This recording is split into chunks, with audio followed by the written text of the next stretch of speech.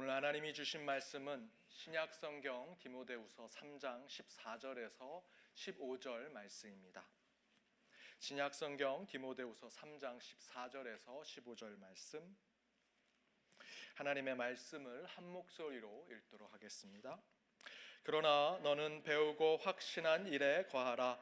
너는 내가 누구에게서 배운 것을 알며 또 어려서부터 성경을 알았나니 성경은 능히 너로 하여금 그리스도 예수 안에 있는 믿음으로 말미암아 구원에 이르는 지혜가 있게 하느니라.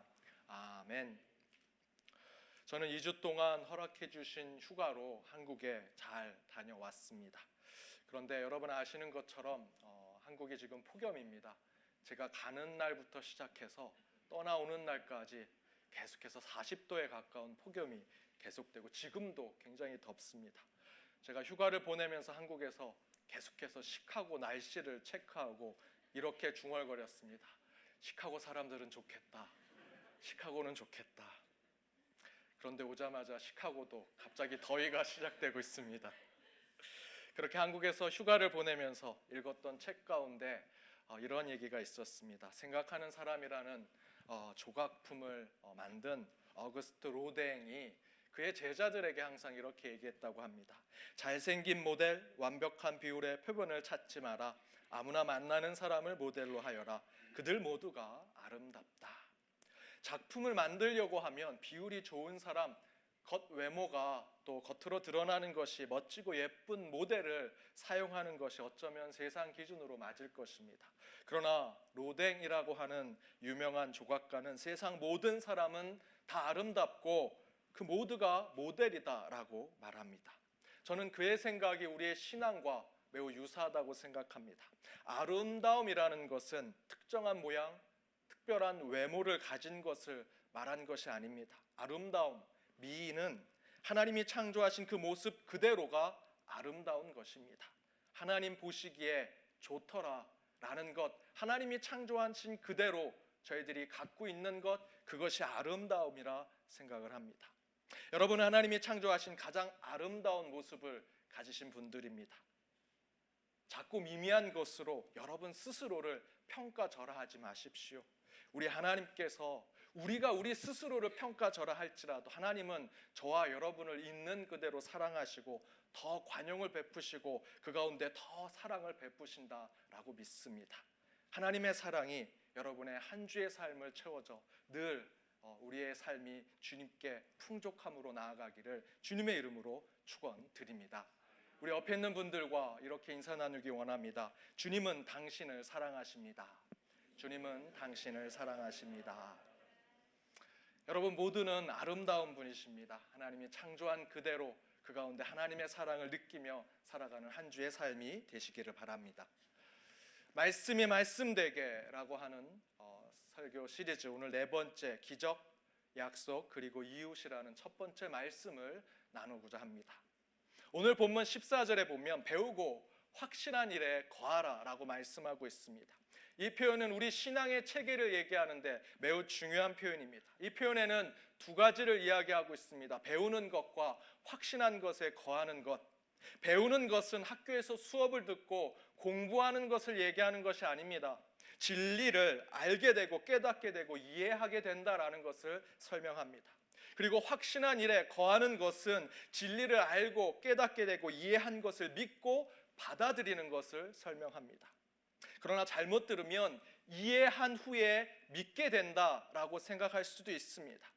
시간의 원인과 결과로 바라볼 수 있다는 것입니다. 하지만 정확하게는 이해하고 깨달은 후에 믿음을 갖게 되는 것이 아니라 그것은 동시적으로 이루어진다는 것입니다. 이해하는 것, 동시에 믿음을 갖게 되는 것, 배우고 깨닫게 되는 것, 동시에 확신하고 거하게 되는 것은 함께 이루어져야 한다는 것이 성경 전체의 메시지입니다. 실제로 배우고 확신한 일에 거하라라는 본문의 표현은 중세의 신학자 안셀무스가 이해를 추구하는 믿음이라는 신학과 연결했었습니다. 이것은 중세의 믿음과 이성에 대한 신학적 고민에 빠져 있을 때 곧 우리 마음에 확신한 것, 그 믿음과 머릿속에서 합리적으로 생각하고 논리적으로 사고한 그 이성이 어떻게 신학 안에서 하나님을 생각할 수 있을까라는 것을 사람들이 생각할 때 이 안셀무스가 믿음과 이성에 대한 균형과 조화가 우리 신앙 가운데 필요하다라고 얘기한 것입니다. 바로 그 표현이 이해를 추구하는 믿음입니다. 사실 많은 그리스도인들은 무작정 믿으면 된다라고 생각합니다. 그러나 안셀무스는 믿기 위해서는 반드시 이해의 과정이 필요하다고 우리에게 얘기합니다. 하지만 안셀무스가 살았던 1000년 전과 다른 지금은 지적 수준이 상상을 초월할 정도로 발전했습니다. 그래서 사람들은 완벽하지 않으면, 완벽하게 증명되지 않으면 하나님과 우리의 믿음을 인정하지 않습니다. 최근에 저는 한 영상 클립을 보았습니다. 한 마술사가 예수가 보여줬던 기적을 마술로 보여주는 것입니다. 얼핏 보면 진짜 기적을 베푸는 것 같습니다. 의상도 예수처럼 해서 정말 예수가 기적을 베푸는 것 같지만 그것은 마술이었습니다. 무리를 걷습니다. 바구니에 콧기름을 바르니 물고기가 계속 튀어나옵니다. 한 바구니에 손을 집어넣을 때마다 빵이 나옵니다. 그리고 그 영상의 댓글을 보았습니다. 이렇게 누가 적어놨습니다. 그럼 예수도 마술사였겠구나. 예수가 보여준 것이 기적이 아니라 마술이라고 세상 사람들은 바라본다라는 것입니다. 그것이 세상의 관점입니다. 저와 여러분이 믿는 우리 기독교의 신앙을 밖에서는 세상의 사람들은 눈속임하는 마술 정도로 평가하고 있다라는 것이죠. 그 이유는 역사 속에 예수의 기적이 있었느냐 없었느냐의 그런 관점을 떠나서 저와 여러분의 지금의 신앙에 문제가 있다고 생각합니다. 이해 없이 무작정 믿고자 하는 우리의 마음의 문제, 배우고 깨닫고 알아보지 않고 맹목적으로 믿겠습니다 하는 우리의 신앙의 모습 때문에 그런 문제가 발생하는 것입니다.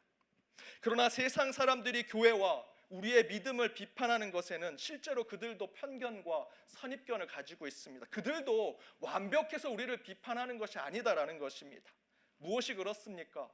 그들은 기독교와 우리의 신앙을 세상의 과학과 세상의 지식으로만 증명하라고 요구한다라는 것입니다.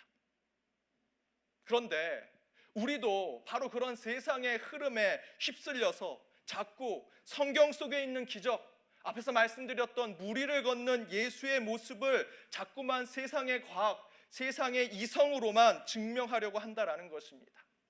하지만 그렇게 하지 못하니 우리 그리스도인들은 그냥 믿자라고 생각한다라는 것이죠.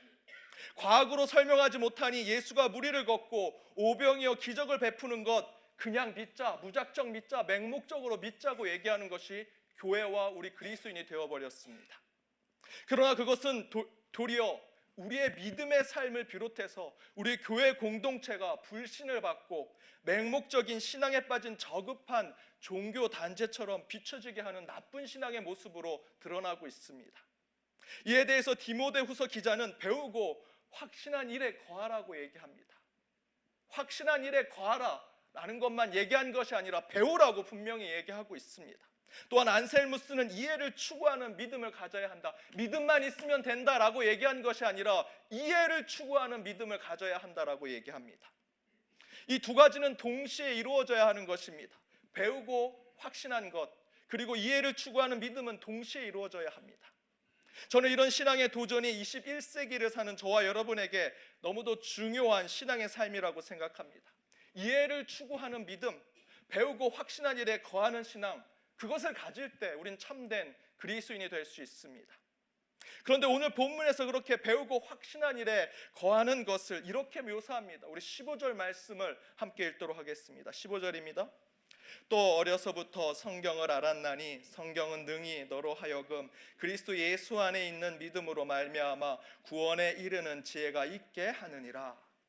하나님을 배우고 그래서 확신하게 하는 것이 성경이라고 얘기합니다. 믿음을 얘기하지요.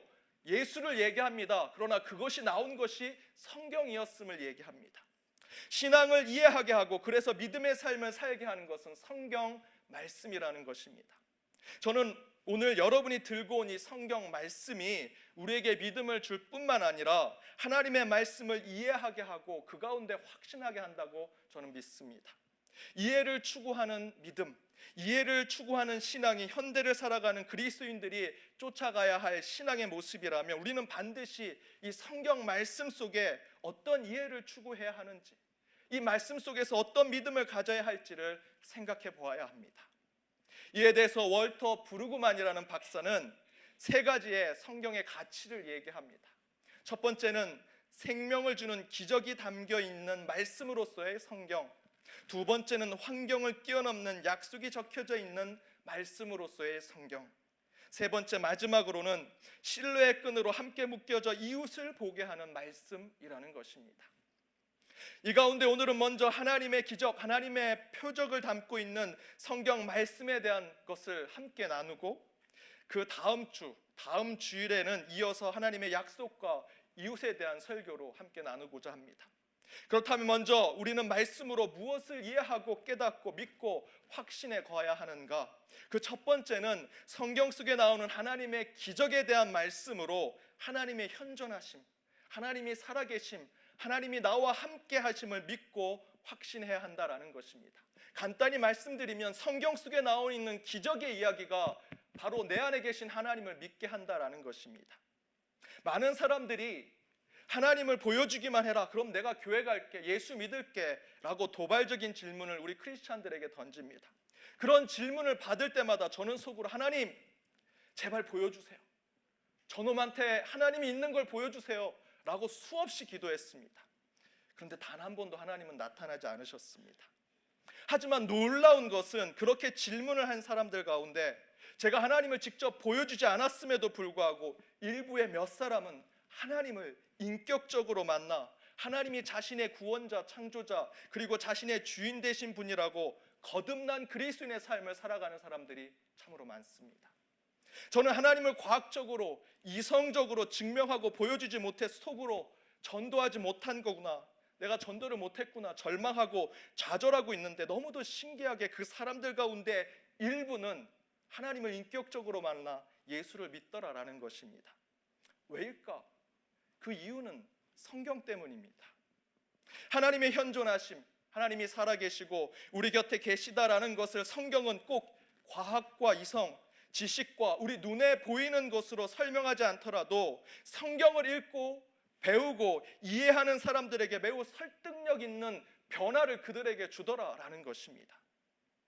성경에는 기적에 대한 이야기가 수없이 기록되어 있습니다. 사람들은 그 기적은 마술사도 할 수 있는 것이다 라고 얘기도 합니다. 또한 그 예수가 보여준 표적은 과학적으로는 있을 수 없는 것이니 사람들이 지어낸 신화나 전설과 같은 것이다, 거짓된 이야기다라고 치부하고 평가절하합니다. 그런데 여러분, 진짜 기적은요, 과학과 이성으로만 성경을 보려는 사람들이 도리어 이 성경을 읽고 이해하고 그 확신한 일에 거하니 변화를 받고 설득을 당하고 그들의 삶이 완전히 변화되는 것을 경험하더라라는 것입니다. 성경 속에 나와 있는 기적이 사실이냐 아니냐라는 것이 기적에 대한 얘기가 아니라 그들의 삶이 이것을 읽고 변화된 것이 진정한 기적이라는 것입니다. 그 이야기는 곧 성경 속 기적과 신비의 이야기를 과학과 이성으로만 해석해서 하나님이 존재하느냐 존재하지 않느냐, 그것을 믿을 수 있느냐 믿을 수 없느냐를 말할 수 없다라는 것입니다. 즉 오늘 본문 14절에 배우고 확신한 일에 거하라는 그 말씀에서 배우라는 것은 과학과 이성만을 이야기하는 것이 아닙니다. 다시 말씀드리면 안셀무스의 이해를 추구하는 믿음에서 이해를 추구하는 것은 세상이 얘기하는 과학, 이성, 지식, 논리, 합리성 그것만을 얘기하는 것이 아니라는 것입니다. 여러분, 꽃을 생각해 보십시오. 꽃을 두고 어떻게 과학으로만 꽃의 아름다움을 설명할 수 있겠습니까? 꽃의 아름다움을 가장 잘 설명할 수 있는 것은 과학의 생물학, 식물학이 아닙니다. 시와 노래로 설명하는 문학과 예술이 더 설득력 있게 꽃의 아름다움을 우리에게 설명할 수 있습니다. 성경의 기적을 예를 든다면 앞에서 말씀드린 물 위를 걷는 예수님의 이야기를 생각해 볼 수 있습니다. 4차 산업혁명의 시대를 사는 우리에게 물 위를 걷는 인간에 대한 것은 기적이 아니라 공상과학 영화에서 나오는 컴퓨터 그래픽에 불과하다고 생각할 수 있습니다. 그러나 성경을 잘 읽어보면 무리를 걷는 예수님은 헐리우드 영화에 나오는 히어로가 무리를 걷고 하늘을 나는 것과 다릅니다. 무리를 걷는 예수님의 모습이 담긴 성경을 잘 읽어보면 그 전체의 배경에는 풍랑이 나옵니다. 풍랑이 배를 치고 있습니다. 여기서 풍랑은 저와 여러분이 인생에서 만나는 역경과 시련을 상징합니다. 도저히 빠져나올 수 없는 절망과 고통의 풍랑과 파도로 우리를 가로막고 있는 것을 설명합니다. 그런데 그 가운데 예수가 슈퍼맨도 아니고 영화 속의 히어로도 아님에도 불구하고 물 위를 걸어옵니다. 여기서 물은 인간을 지배하는 세상 속의 절망, 허무, 악한 권력을 상징합니다. 그런데 바로 그 물 위를 갈릴리의 가난한 청년 예수가 그 물, 우리에게 허물을 가르쳐주고 우리에게 절망을 가르쳐주고 세상의 권력에 지배당하고 통제당하게 하는 그 물을 짓밟고 그 물 위를 걸어오시는 것이 바로 예수님이라는 것입니다. 그것을 보고 예수와 똑같이 가난하고 연약한 삶을 살았던 베드로가 요청합니다. 저도 물 위를 걷고 싶습니다. 여기서 베드로가 예수와 함께 물 위를 걷겠다라는 것은 나도 몸무게가 많이 나가지만 예수님처럼 그 과학을 뛰어넘는 기적을 경험하고 싶습니다 라는 뜻이 아닙니다. 나도 예수님처럼 내 허무한 삶, 내 절망의 삶, 내 좌절의 삶을 밟고 일어서서 그 위를 걷고 싶습니다 라고 얘기하는 것입니다. 그때 예수님이 걸어오라 하십니다. 이에 베드로도 물 위를 걷습니다. 무엇을 의미합니까? 우리를 지배하는 세상의 절망과 허물을 바라보지 않고 우리의 빛 대신 예수를 바라보고 간다면 우리 발 아래 악함과 그 어둠과 허물을 발밑에 두고 세상의 소망의 길을 걸어갈 수 있음을 상징하는 것입니다. 그런데 베드로는 중간에 물에 빠집니다. 어디서 물에 빠집니까? 옆에 오는 파도가 밀려오는 것을 보고 물 아래로 빠지게 됩니다. 세상의 절망, 허물을 짓밟고 그 위를 걸어오시는 예수를 보지 않고 다시 세상을 작동하고 있는 권력, 세상을 손에 쥐고 있는 돈과 물질, 그것이 상징되는 파도를 바라보게 되니 또다시 인간은 그 안에 매몰되고 그 안에 빠지더라는 것을 바로 베드로의 모습을 통해 우리에게 깨닫게 해주고 있습니다. 그것이 물 위를 걷는 예수의 이야기의 핵심적인 메시지입니다. 그것은 단순히 80kg나 되는 인간이 어떻게 물 위를 걸을 수 있느냐 없느냐의 문제를 넘어서 인간의 삶의 의미, 인간의 삶의 가치를 깨닫게 하는 매우 중요한 종교와 철학적 메시지를 담고 있는 기적의 이야기입니다. 그래서 저는 물 위를 걷는 예수를 단순히 과학이라는 지식으로만 이해하지 않고 철학과 종교, 사회과학과 실존의 문제로 이해하니 하나님의 기적, 예수의 표적이 나에게는 기적으로 확신하게 되었고 그 안에 믿음을 세우게 되더라라는 것입니다. 이처럼 성경 말씀은 기적과 신비를 우리에게 이야기합니다. 그리고 그 기적 속에서 하나님이 살아계시고 지금도 내 곁에 계심을 깨닫게 하시고 배우게 하시며 이해하게 하여 그 믿음에 거하게 하신다라는 것입니다. 그러나 하나님의 현존하심을 이해하여 믿게 하는 수많은 기적의 이야기는 과학과 이성으로 세상이 말하는 그 지식으로 이해하고 깨닫게 되는 것이 아닙니다.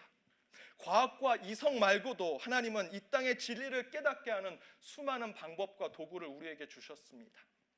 시와 노래와 같은 문학으로 때로는 하나님을 찬양하며 하나님을 알 수 있게 합니다. 실존과 근원에 대한 물음을 던지는 철학으로 우리는 우리의 신앙과 우리의 인간의 모습을 깨닫게 됩니다. 온몸으로 느끼고 경험하는 저와 여러분의 각자의 인생으로 하나님의 말씀을 깨닫고 이해하여 믿게 해주시고 있다라는 것입니다. 실제로 성경 속의 수많은 표적과 이적의 이야기는 때로 우리 일상에서 경험된 인생의 단편 중에 하나로 드러나기도 합니다. 여러분 잘 생각해 보십시오. 여러분 속에 순간순간 드러난 매우 특별한 경험들, 그 가운데 하나님은 여러분과 소통하길 원하시고 그 가운데 기적의 이야기로 하나님의 현존하심을 깨닫길 원하신다라는 겁니다.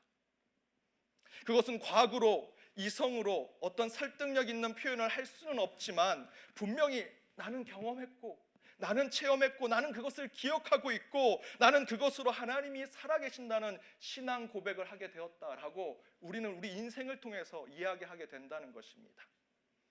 이에 대해서 제가 이성적으로 설명할 수는 없지만 이해하고 믿을 수밖에 없는 저의 신앙의 체험 한 가지를 말씀드리고자 합니다. 제가 신학교 시절에 기숙사에서 험하게 놀다가 허리를 다쳤습니다. 응급실에 갈 정도로 심하게 다쳤습니다. 디스크가 눌려서 제 신경이 굉장히 심하게 눌렸던 것입니다. 2002년도 월드컵 한참일 때 제가 다쳤습니다. 안정환이 역전골 넣을 때 사람들 막 강강수월하고 어깨 동무할 때 저는 이 장의자에 누워가지고 막 손만 흔들고 그렇게 응원했었습니다. 그런데 그때 이후로 수시로 허리가 아프기 시작합니다. 조금만 무리하면 고통이 찾아왔습니다. 신학대학원 3학년 때 너무도 좋아하는 과목이 있어서 정말 열심히 공부했습니다. 발제를 하기 위해서 일주일 동안 밤샘을 해서 발표를 해서 선생님께 칭찬받고 학생들에게 좋은 평가를 받았는데 허리병은 더 심해졌습니다. 그래서 한의원에 갔습니다. 근데 한 달이 지나도 침을 맞았는데 차도가 없는 것입니다. 그래서 한의사에게 제가 물었습니다. 한 달이 지났는데도 차도가 없습니다. 그랬더니 한의사가 이렇게 얘기합니다. 시간이 약입니다. 시간이 약이면 제가 왜 병원에 가고 침을 맞습니까? 집에 있으면 됐지. 그 이후로 병원을 안 갔더니 더 허리병이 도졌습니다. 미국에 와서 박사과정을 앞두고 무리하는 바람에 허리병이 더 심해졌습니다. 제가 앉았다 일어서면 허리가 이렇게 휘어져서 한 10분 동안 그 복도를 걸어갔다 걸어왔다 해야만 허리가 펴져서 집에 갈 수 있었습니다. 한국에서 진해를 갈아서 만든 환을 먹기도 하고 별 약도 먹고 붙여보기도 했지만 낫지 않았습니다. 그런데 그때 제 아내가 아이를 가졌다가 유산을 하게 되었습니다. 갑자기 하혈을 하게 되어서 응급실에 갔습니다. 전에 한번 말씀드렸던 것처럼 응급실에 갔는데 하혈하는 제 아내보다도 사스 환자가 더 우선이라서 사스 환자가 오면 그 사람을 먼저 응급실에 보내는 것입니다. 저희는 끝내 6시간 동안 기다리는 의사를 보지 못했습니다. 다른 한국 병원의 산부인과 의사들에게도 전화했습니다. 그런데 본인들은 퇴근해야 되고 병원이 없어서 치료할 수 없다고 얘기합니다. 그때 저는 계속 아내랑 같이 있으면서 힘들어하는 아내를 계속 위로해 줬습니다. 기도하고 싶은데 아내랑 함께 있어서 제대로 기도하지 못했습니다. 그러다 시간이 너무 많이 돼서 스트릿 파킹을 해놨던 차를 다른 곳에 옮기려고 나와서 그곳으로 가는 중간에 정말 제가 중얼중얼 거리면서 하나님께 기도했습니다. 하나님, 어떻게 이럴 수 있습니까? 유학 가서 사는 것도 이렇게 힘들고 괴로운데 아이까지 뺏어 가시려고 하십니까? 아내도 이렇게 아프게 하십니까? 차라리 저를 아프게 하시고 저를 고통스럽게 해주십시오. 그렇게 걸어가는데 허리가 너무 아파서 뛰어갈 수가 없는 것입니다. 시간이 이미 지나서 벌금을 물을지도 모르는데 빨리 뛰어가고 싶은데 허리가 너무 아픈 것입니다. 그래서 제가 농담처럼 이렇게 기도했습니다. 만약 아이가 유산이 되고 아내도 아프게 되면 제가 하나님을 등질 수는 없으니 대신 제 허리라도 낫게 해주십시오. 어떻게 됐을까요? 허리가 나았습니다. 씻은 듯이 났습니다. 누구에게는 우스개 얘기처럼 들리지만 저는요, 온몸에 전율이 나오는 하나님이 살아계심을 경험했습니다. 그렇게 아이는 유산이 됐습니다. 아내는 유산 후에 이 미국의 생활, 이민의 생활이 그렇듯이 유산 후에 제대로 몸조리도 하지 못해서 한동안 아픔과 고통을 겪었습니다. 그런데 저는 속으로 내 허리가 낫다. 그 기쁨을 표현하지 못해서 한동안 너무나 힘들었습니다. 그 아이러니한 순간이 제 인생에서는 참으로 하나님이 섭리하신 경험으로 제 기억 속에 있습니다. 여러분, 이해가 되지 않지요? 이걸로 하나님을 믿을 수 있겠습니까? 하지만 저는 그것을 직접 경험했고 그 과정을 이해할 수밖에 없었고 또한 말로는 설명할 수 없는 신비와 기적의 체험을 통해 하나님의 존재하심을 저는 알게 되었습니다. 과학과 이성으로는 설명되지 않습니다. 그러나 저의 그 산 경험은 하나님을 다시 생각하게 되었습니다. 여러분, 아브라함을 한번 생각해 보십시오.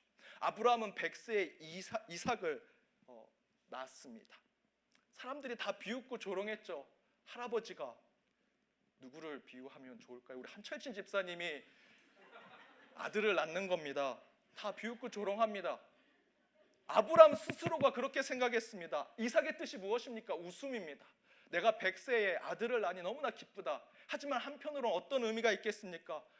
내 나이에 무슨 아들을, 스스로를 조금은 비하하면서 지은 이름이 이삭, 웃음이라는 이름입니다. 이 아브라함의 상황에 저와 여러분이 듣기에는 웃음이 나올 일입니다. 하지만 여러분, 우리 여러분 주변에 있는 분들에게 한번 생각해 보십시오. 우리 신혜순 권사님이 늦둥이를 지금 낳으신다고 생각하면 너무나 웃긴 얘기 아닙니까? 웃은 얘기입니다. 웃음이 나올 이야기지만 그런 상황이 어느 사람에게는 기적이 되고, 더 나아가서는 그 기적과 신비로 하나님의 살아계심, 우리의 구체적인 삶에 주님께서 섭리하고 개입하시는 것을 깨닫고 이해하게 되더라는 것입니다. 100세 노인 아브라함이 이삭을 낳게 되는 유머와 같은 이 성경 말씀은 역사를 바꾸는 하나님의 기적으로 하나님의 현존하심을 이해하게 하고 그 믿음에 저희들 거하게 한다라는 것입니다. 이사야 선지자는 그것을 이렇게 기록했습니다. 이사야 51장 1절에서 2절 말씀입니다. 우리 함께 읽어보겠습니다. 너희를 떠난 반석과 너희를 파낸 우묵한 구덩이를 생각하여 보라. 너희의 조상 아브라함과 너희를 낳은 사라를 생각하여 보라. 아브라함이 혼자 있을 때에 내가 그를 부르고 그에게 복을 주어 창성하게 하였느니라. 아브라함과 사라가 풍성하고 넉넉한 갈대아 우르를 떠납니다. 그때 사람들이 다 비웃고 조롱합니다. 이 풍족하고 좋은 곳을 떠나 어디서 성공할 수 있겠느냐. 그러나 하나님의 기적은 아브라함 한 사람을 그곳에서 불러내었지만 그를 창성하게 풍족하게 만들었다고 이사야 선지자는 증거하고 있습니다. 그것에 머물지 않습니다. 아브라함이 그곳에서 창성하고 풍족하게 되기 위해서 10명의 자녀, 20명의 자녀를 낳은 것이 아닙니다. 100세에 딱 하나 이삭을 낳지만 그 이삭을 통해서 그의 후손들을 믿음의 조상으로 만들어 주셨습니다. 사랑하는 여러분, 무엇을 깨닫고 배우며 확신하는 신앙의 삶을 살고자 하십니까? 먼저는 하나님이 여러분의 매 순간 베풀어 주시는, 이것도 기적일까? 라고 생각하는 그 여러분의 일상의 삶 가운데 늘 하나님이 현존하신 것을 기억하시기 바랍니다. 그리고 그 기적을 통해 하나님의 현존하심, 살아계심, 나와 함께 하심을 깨달아 하나님을 알고 하나님을 믿는 신앙을 굳건히 세우시기 바랍니다. 어느 선교 지향적인 교회가 Acts 29이라는 표현으로 선교 사역을 합니다. 사도행전이 28장까지 쓰여져 있는데 29장을 우리 교회가 하겠다라는 표현으로 이 표현을 쓴 것입니다. 저는 저와 여러분의 삶이 제2의 에스더, 포스트 아모스, 제2의 야고보서가 되어서 지금도 우리의 삶 가운데 살아 역사하시는 하나님의 또 다른 기적이 여러분의 삶 가운데 쓰여져야 합니다. 이제 성경은 여기서 끝났지만 여러분의 삶이 제2의 성경이 되어서 하나님의 살아계심을 세상에 증거하는 삶이 되어야 할 것입니다.